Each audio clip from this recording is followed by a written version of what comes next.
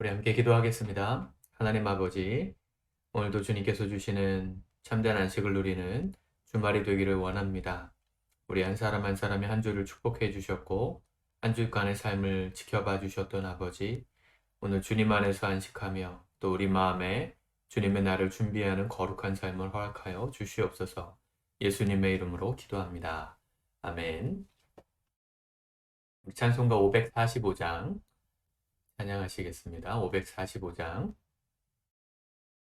이 눈에 아무 증거 아니 베어도 믿음만을 가지고서는 걸으며 이 귀에 아무 소리 아니 들려도 하나님의 약속 위에 서리라. 걸어가세 믿음 위에 서서 나가세 의심 버리고 걸어가세 믿음 위에 서서 눈과 귀에 아무 증거 없어도 이 눈이 보기에는 어떠하든지 이미 얻은 증거대로 늘 믿으며 이 맘에 의심 없이 살아갈 때에 우리 소원 주 안에서 이루리.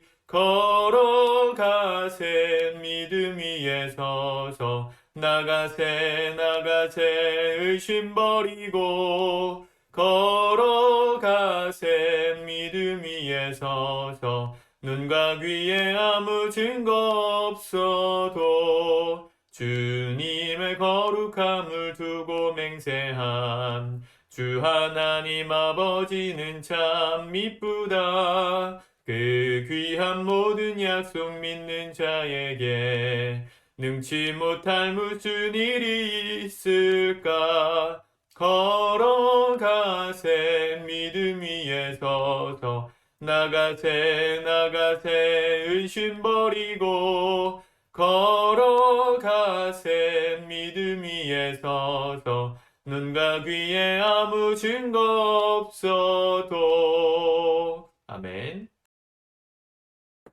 우리 하나님의 말씀은 누가복음 17장 1절에서 마지막 절까지의 말씀입니다. 누가복음 17장 우리 같이 함께 읽겠습니다. 시작. 예수께서 제자들에게 이르시되 실족하게 하는 것이 없을 수는 없으나 그렇게 하게 하는 자에게는 화로다. 그가 이 작은 자 중에 하나를 실족하게 할진대 차라리 연자맷돌이 그 목에 매여 바다에 던져지는 것이 나으리라. 너희는 스스로 조심하라. 만일 내 형제가 죄를 범하거든 경고하고 회개하거든 용서하라. 만일 하루에 7번이라도 내게 죄를 짓고 7번 내게 돌아와 내가 회개하노라 하거든 너는 용서하라 하시더라. 사도들이 주께 여짜오되 우리에게 믿음을 더하소서 하니 주께서 이르시되 너희에게 겨자씨 하나일 만한 믿음이 있었더라면 이 뽕나무더러 뿌리가 뽑혀 바다에 심기어라 하였을 것이요 그것이 너희에게 순종하였으리라.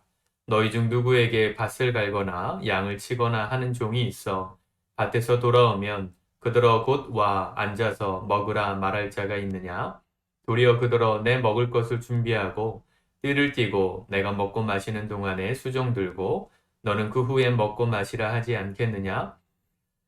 명한대로 하였다고 종에게 감사하겠느냐? 이와 같이 너희도 명령받은 것을 다 행한 후에 이르기를 우리는 무익한 종이라 우리가 하여야 할 일을 한 것뿐이라 할지니라. 예수께서 예루살렘으로 가실 때에 사마리아와 갈릴리 사이로 지나가시다가 한 마을에 들어가시니 나병 환자 10명이 예수를 만나 멀리 서서 소리를 높여 이르되 예수 선생님이여 우리를 불쌍히 여기소서 하거늘 보시고 이르시되 가서 제사장들에게 너희 몸을 보이라 하셨더니 그들이 가다가 깨끗함을 받은지라. 그 중에 한 사람이 자기가 나은 것을 보고 큰 소리로 하나님께 영광을 돌리며 돌아와 예수의 발 아래에 엎드려 감사하니 그는 사마리아 사람이라. 예수께서 대답하여 이르시되 10사람이 다 깨끗함을 받지 아니하였느냐? 그 9은 어디 있느냐? 이 이방인 외에는 하나님께 영광을 돌리러 돌아온 자가 없느냐 하시고 그에게 이르시되 일어나라 일어나 가라 내 믿음이 너를 구원하였느니라 하시더라. 바리새인들이 하나님의 나라가 어느 때에 임하나이까 묻거늘 예수께서 대답하여 이르시되 하나님의 나라는 볼 수 있게 임하는 것이 아니요 또 여기 있다 저기 있다고도 못하리니 하나님의 나라는 너희 안에 있느니라. 또 제자들에게 이르시되 때가 이르리니 너희가 인자의 날 하루를 보고자 하되 보지 못하리라. 사람이 너희에게 말하되 보라 저기 있다 보라 여기 있다 하리라. 그러나 너희는 가지도 말고 따르지도 말라. 번개가 하늘 아래 이쪽에서 번쩍이어 하늘 아래 저쪽까지 비침같이 인자도 자기 날에 그러하리라. 그러나 그가 먼저 많은 고난을 받으며 이 세대에게 버림받아야 할지니라. 노아의 때에 된 것과 같이 인자의 때에도 그러하리라. 노아가 방주에 들어가던 날까지 사람들이 먹고 마시고 장가들고 시집가더니 홍수가 나서 그들을 다 멸망시켰으며 또 롯의 때와 같으리니 사람들이 먹고 마시고 사고 팔고 심고 집을 짓더니 롯이 소돔에서 나가던 날에 하늘로부터 불과 유황이 비오듯 하여 그들을 멸망시켰느니라. 인자가 나타나는 날에도 이러하리라. 그날에 많은 사람이 지붕 위에 있고 그 세간이 그 집안에 있으면 그것을 가지러 내려가지 말 것이요. 밭에 있는 자도 그와 같이 뒤로 돌이키지 말 것이니라. 롯의 철을 기억하라. 무릇 자기 목숨을 보존하고자 하는 자는 잃을 것이요. 잃는 자는 살리리라. 내가 너희에게 이르노니 그 밤에 둘이 한 자리에 누워 있음에 하나는 데려감을 얻고 하나는 버려둠을 당할 것이요. 두 여자가 함께 맷돌을 갈고 있음에 하나는 데려감을 얻고 하나는 버려둠을 당할 것이니라. 그들이 대답하여 이르되 주여 어디 오니이까 이르시되 죽어 미는 곳에는 독수리가 모이느니라 하시니라. 아멘. 예수님께서 하신 말씀, 실족하게 하는 일들이 없을 순 없지만 그렇게 하지 않도록 조심해야 된다 그랬습니다. 3절에 보니까 만일 내 형제가 죄를 범하거든 경고하고 회개하거든 용서하라. 그 사람이 하루에 7번이라도 죄를 짓고 회개한다고 하면 용서해 주라고 말씀하셨습니다. 용서해 주는 삶. 또 믿음이 있는 삶을 말씀하시죠. 믿음에 대해서 말씀하시죠. 그리고 7절부터 보면 종의 비유를 하십니다. 종에게 밭에서 열심히 일을 하고 돌아온 종에게 수고하였다고 쉬라고 할 사람이 누가 있느냐는 거죠. 오히려 수고하고 온 종에게 주인의 먹을 것을 준비하고 다 마시게 한 후까지 기다렸다가 나중에 먹고 마셔라. 이렇게 할 거라고 했습니다. 9절에 보니까 명한대로 하였다고 종에게 감사하겠느냐. 너희도 명령받은 것을 다 행한 후에 이르기를 우리는 무익한 종이라. 우리가 하여야 할 일을 한 것뿐이라 할지니라 이랬습니다. 또 나병 환자 10명을 고쳐주셨는데 한 사람만 돌아와서 감사를 고백하는 장면이 나오죠. 사실은 모든 말씀들이 연결되어 있는 말씀이긴 합니다. 주제는 20절입니다. 바리새인들이 예수님께 묻죠. 하나님의 나라가 어느 때에 임하겠습니까?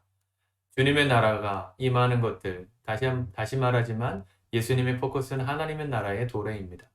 그 나라가 곧 올 거라고 말씀하셨습니다. 그런데 그 나라를 눈으로 보게끔 오는 나라가 아니라는 것이죠. 눈에 보이는 대로 임하는 나라가 아니다. 20절에 보니까 보일 수 있게 임하는 것이 아니요.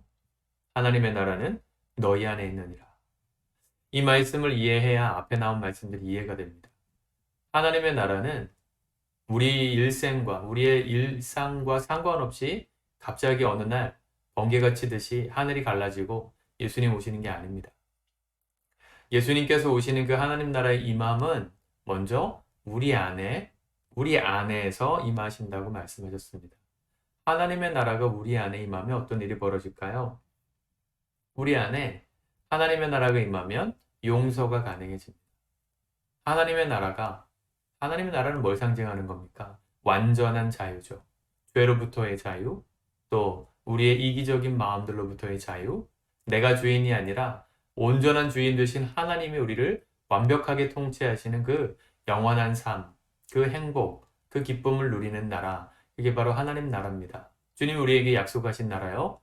우리가 원래 살고 있었던 에덴 동산의 삶이었습니다. 그것이 우리 안에 임하면 어떻게 된다는 겁니까? 용서할 수 있다는 것이죠. 누군가를 실족해 하는 일을 하지 않을 수 있다는 것이죠. 그리고 하루에 7번씩 죄를 지는 사람이 회개한다고 말해도 너그러운 마음으로 용서할 수 있는 나라. 또 우리에게 주신 하나님의 은혜, 그 하나님의 삶에 대해서 감사를 고백할 수 있는 삶. 그게 하나님 나라가 마음속에 임한 사람들의 삶입니다. 10사람의 나병 환자가 다 치유받았지만 한 사람만 돌아왔어요. 감사하다고. 이게 무슨 얘기입니까? 그 사람 안에 하나님 나라가 임했어요. 그렇기 때문에 예수님은 그에게 내가 구원을 받았다. 그렇게 말씀하시죠. 병만 나았을 뿐만 아니라 구원도 받는. 그렇죠?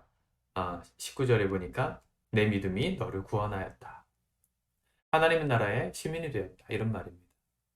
그 하나님 나라를 마음 가운데 품고 살아가는 사람의 삶은요.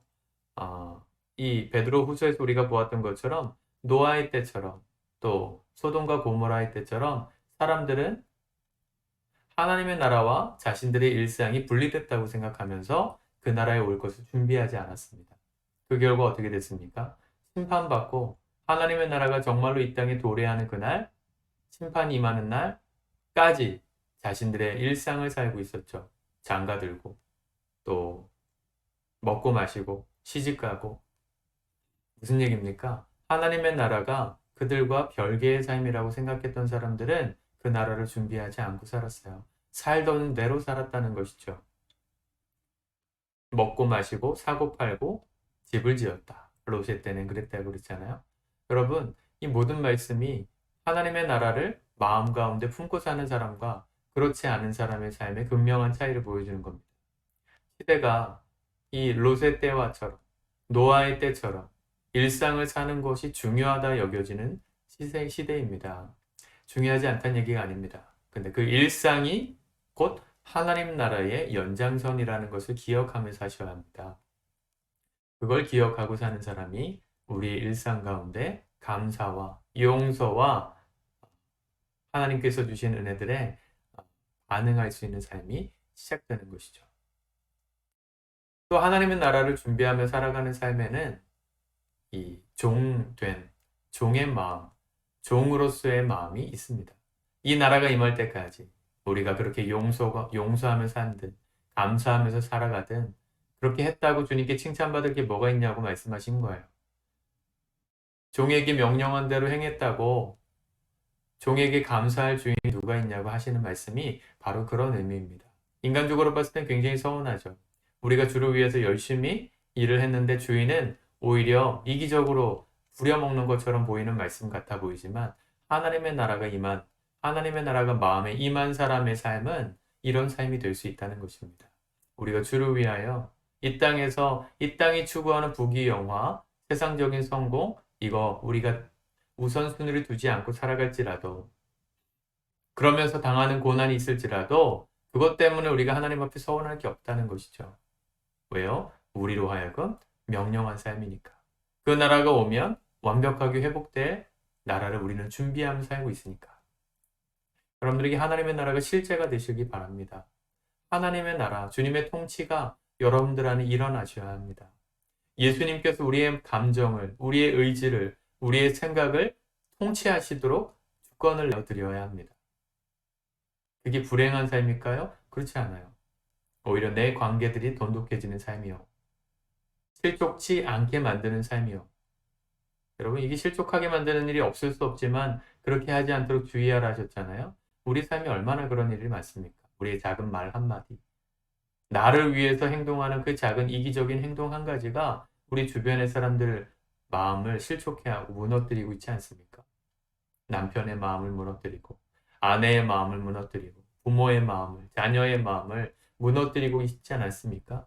그런 일이 없으려면 우리의 삶에 하나님이 통치자가 되셔서 주관하셔야 합니다. 하나님이 우리의 감정과 이성과 의지를 통제하셔야만 우리의 삶에 다른 사람을 배려하고 또 용서하고 또 정말 받은 은혜에 감사하면서 살아갈 수 있게 되는 겁니다. 안 그러면 대부분의 사람은 그렇게 안 산다는 것이죠.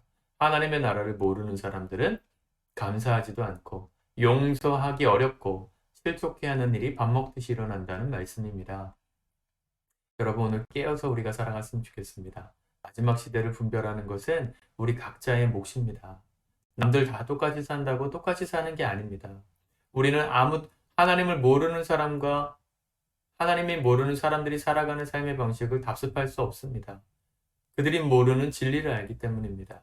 이 땅이 전부가 아니라 주님 다시 오실 때 반드시 우리가 이 땅에서 살아가는 삶을 정산하고 심판하신다는 걸 알기 때문에 남들처럼 살지 않는다고 우리가 뒤떨어지는 게 아니고요. 오히려 하나님 앞에 지혜롭게 내 삶의 주권을 주님께 드리고 주님이 나를 인도하시는 대로 주님이 말씀하시는 대로 생각하고 말하고 느끼고 그렇게 살아가는 사람의 삶에 정말 천국 같은 삶이 임하는 것입니다. 천국 하나님의 나라이죠.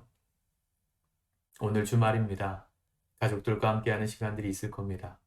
가까운 사람들하고 함께 있으면 우리의 무장 해제가 되죠. 긴장하고 살았던 것이 풀어지면서 거친 말들이 나올 때도 있고 감정이 섞인 말들이 나올 때도 있고 서운했던 감정을 표현할 때도 있고요. 여러 가지들로 실족해하는 일들이 벌어질 수 있습니다.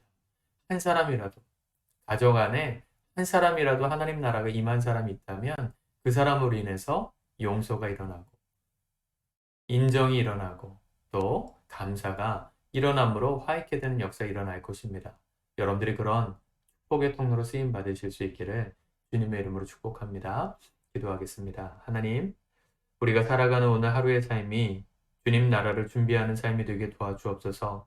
하나님의 나라가 어느 날 갑자기 우리의 삶과 무관하게 임하는 나라가 아니라 내 삶 속에서 오늘부터 지금부터 온전히 누리면서 이어져가는 하나님 놀라운 축복의 나라가 되게 도와주시고 주님이 우리를 다스리시고 통치하심에 우리의 삶에 놀라운 축복의 은혜들이 관계가 회복되어지고 실족해 하는 일들이 사라지고 우리 안에 용서와 감사가 차고 넘치는 복된 삶이 될 수 있도록 도와주옵소서. 예수님의 이름으로 기도드립니다.